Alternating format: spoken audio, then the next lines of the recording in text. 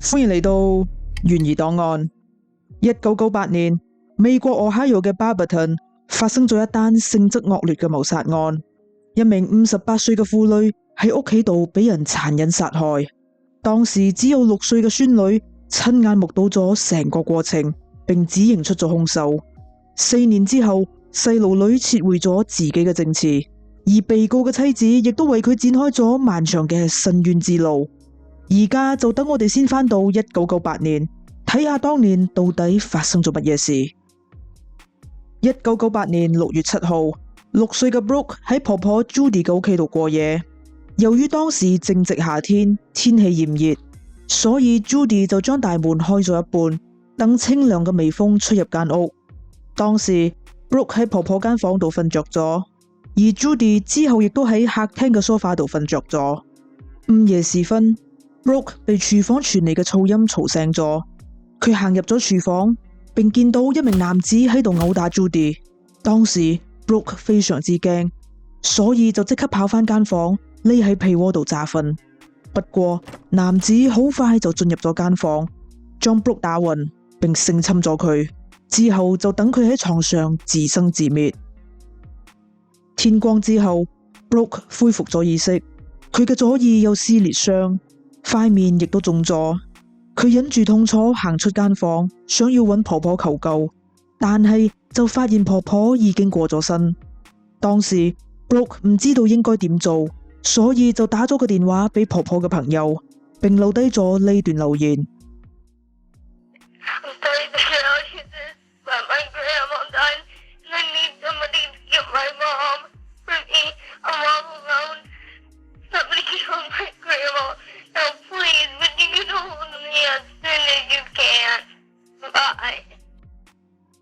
跟住 Brooke 就跑到咗鄰居 Tonya 嘅屋企度求救。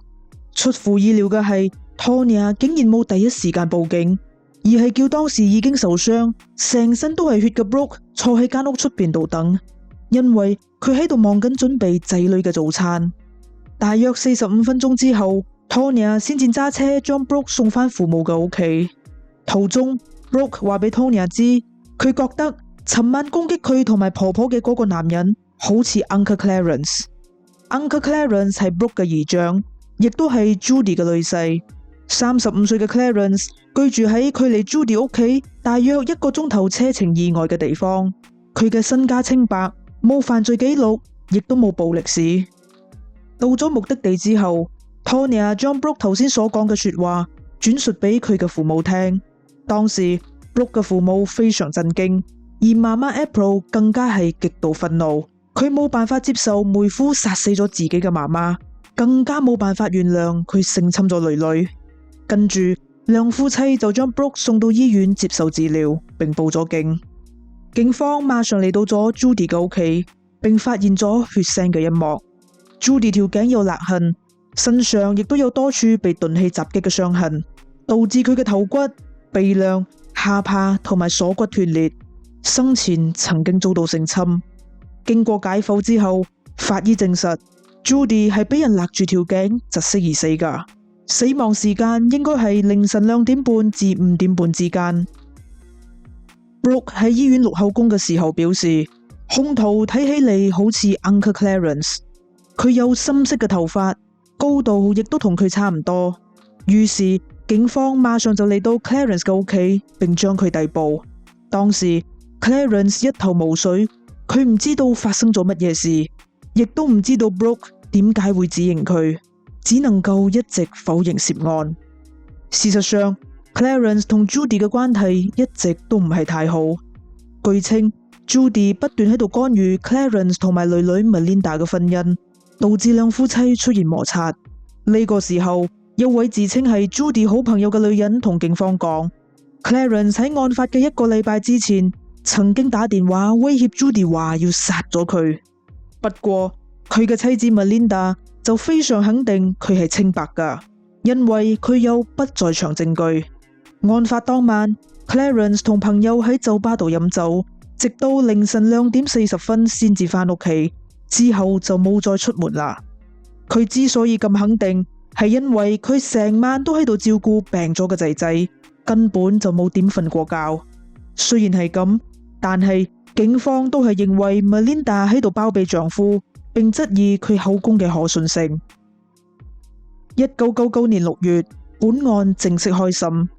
案件唯一嘅目擊者 Brooke 坐上咗證人欄，再次指認 Clarence 就係兇手。由於本案並冇任何直接嘅物理證據可以證明 Clarence 就係兇手，所以 Brooke 嘅證詞就成為咗最有力嘅證據。最終 Clarence 被控一項謀殺、一項企圖謀殺、兩項強姦同埋兩項重罪襲擊，6項罪名全部成立，被判2個無期徒刑，55年內不得假釋。聽到判決之後，Melinda 只能夠崩潰咁望住丈夫被庭警帶走，而佢同家姐 April 嘅關係亦都瞬間降到咗冰點。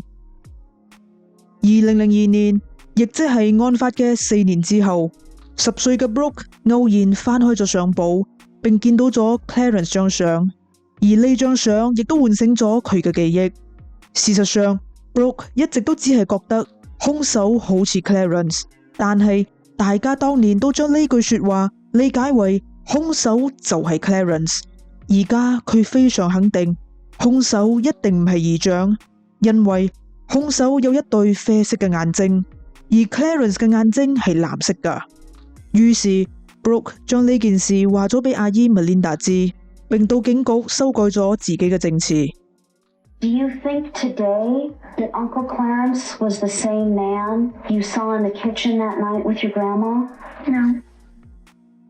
之後 Clarence 嘅律師亦都馬上向法庭提出上訴，但係就被駁回，因為佢哋認為 Brooke 好有可能係被親戚教唆，所以先至會修改證詞。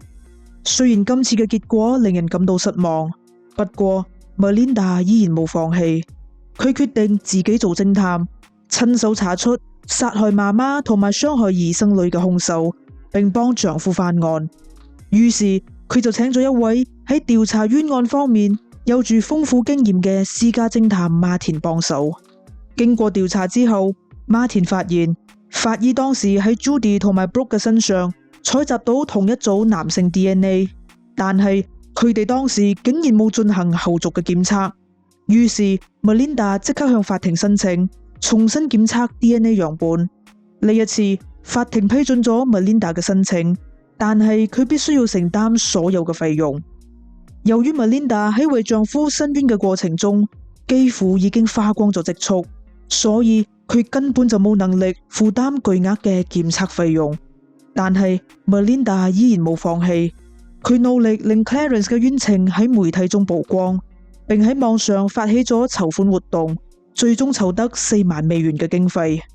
與此同時，佢亦都聯絡咗一個叫做 Ohio Innocence Project 嘅非營利法律組織，佢哋致力於利用基因鑑定等科學方法，為被誤判有罪嘅人平反，並改革刑事司法系統，調查冤獄嘅原因，以防止未來再發生不公嘅事件。組織揾到咗一間實驗室，並為 Melinda 爭取到半價嘅優惠進行 DNA 檢測。最終檢測結果證實呢組 DNA 並唔屬於 Clarence。2005年 Clarence 嘅律師團隊又拎住呢項新證據要求法庭重審，但係依然被拒絕。法庭表示陪審團當年係因為證人嘅證詞先至裁定 Clarence 有罪，就算 DNA 唔屬於 Clarence， 結果可能亦都唔會改變。另外法庭亦都指出，案發至今已經過咗7年，所以唔排除 DNA 樣本已經遭到污染。呢個時候喺獄中嘅 Clarence 已經開始意志消沉，但係 Melinda 依然唔肯放棄，於是佢開始睇電視播出嘅犯罪紀錄片，從中學習查案嘅技巧。Melinda 認為兇手可能係住喺附近嘅人，所以佢就上網搜尋所有住喺附近嘅前囚犯名單，跟住 Melinda 花咗好長嘅時間跟蹤佢哋，偷偷收集佢哋掉棄嘅飲管、紙巾同埋煙頭等物品，並送到實驗室進行檢測。但係呢啲人嘅 DNA 都同兇手嘅 DNA 唔吻合。無奈之下 Melinda 唯有繼續整理自己收集到嘅線索，睇下自己有冇留咗啲乜嘢。呢個時候報紙上一個熟悉嘅名吸引咗佢嘅注意 ，Tonya， 亦即係當年叫受傷嘅 Brooke 喺間屋出邊等咗45分鐘嘅鄰居。報紙上寫到，一個叫做 嘅男人因為性侵自己嘅3個女兒入獄，而佢嘅同居女友 Tonya 亦都因為咁而被控危害兒童罪。跟住 Melinda 上網搜尋咗嘅資料，發現佢係一個有住多項暴力前科嘅性罪犯。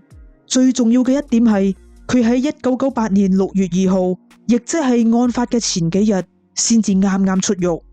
事實上 Melinda 一直都覺得 Tonya 當年冇即刻報警嘅舉動好可疑。而家佢終於知道點解啦，因為好大可能就係兇手。為咗證明呢一點， Melinda 必須要收集到佢嘅 DNA。但係目前正因為性侵罪而喺監獄服刑。當時第一個喺 Melinda 腦入邊閃過嘅諗法，就係通過信封上嘅封口收集佢嘅唾液樣本。於是 Melinda 就決定寫信俾監獄嘅佢喺信入邊表示自己非常孤獨，並希望可以同佢做朋友，但係就一直都冇收到嘅回信，或者係受到幸運之神嘅眷顧。Melinda 喺冇幾耐之後得知被轉移到咗 Mansfield 監獄服刑，亦即係丈夫 Clarence 服刑嘅監獄。唔單止係咁，佢嘅監倉仲同 Clarence 嘅監倉非常接近。於是 Melinda 就教丈夫收集DNA 嘅方法。有一日 Clarence 捉到機會收集掉棄嘅煙頭，佢小心咁用紙巾拎起煙頭，將佢收埋喺聖經入邊，再將佢放入信封度交俾律師。經過檢測之後，證實嘅 DNA 同兇手嘅 DNA 完全吻合。雖然檢測結果已經證實咗先係真兇，但係地區檢控官依然拒絕撤銷控罪，直到州檢控官公開對佢哋施壓，佢哋先至願意妥協，重新檢測 DNA， 並再次確認兇手就係2005年12月15號，坐咗6年半冤獄嘅 Clarence 終於重獲自由。之後 Tonya 先至坦承，喺案發當日清晨返屋企嘅時候，佢嘅背脊有幾處爪痕。當 Tonya 問佢嘅時候，佢表示佢啱啱同一個狂野嘅女人激戰完。冇幾耐之後 Brooke 就敲門求助，當時好嬲，並指示 Tonya 絕對唔可以俾佢入嚟，亦都唔可以幫佢報警。2008年8月，承認咗謀殺、企圖謀殺、入屋盜竊同埋強姦嘅罪名，被判終身監禁，55年內不得假釋。雖然 Clarence 最終沉冤得雪，但係佢同 Melinda 嘅婚姻都係喺冇幾耐之後走到咗盡頭。不過佢哋依然維持住好朋友嘅關係。事實上 Brooke 喺咁多年以嚟一直都唔好過，佢對 Clarence 感到愧疚，並陷入咗無盡嘅自責。不過 Clarence 同 Melinda 從來都冇怪過 Brooke， 佢哋明白對於當時只有6歲嘅 Brooke 嚟講，要喺咁昏暗嘅環境度認清兇手，再清楚描述佢嘅特徵並唔容易。之後 Clarence 因為被錯誤定罪而向州政府同埋 Barberton 警察提出咗訴訟，最終分別獲得1075000美元同埋525萬美元嘅賠償金。喺案件塵埃落定之後， Melinda 同 Clarence 積極推動新嘅法案，繼續為司法公正而奮鬥，並提高大家對錯誤定罪嘅關注。另外 Melinda 亦都成為咗 OTSE 嘅董事會主席，為廢除俄亥俄州嘅死刑而努力。2011年 Clarence 同現任妻子 Molly 成立咗 Clarence Elkins 獎學金，為參與 Ohio Innocence Project 嘅新大法學院學生提供資助。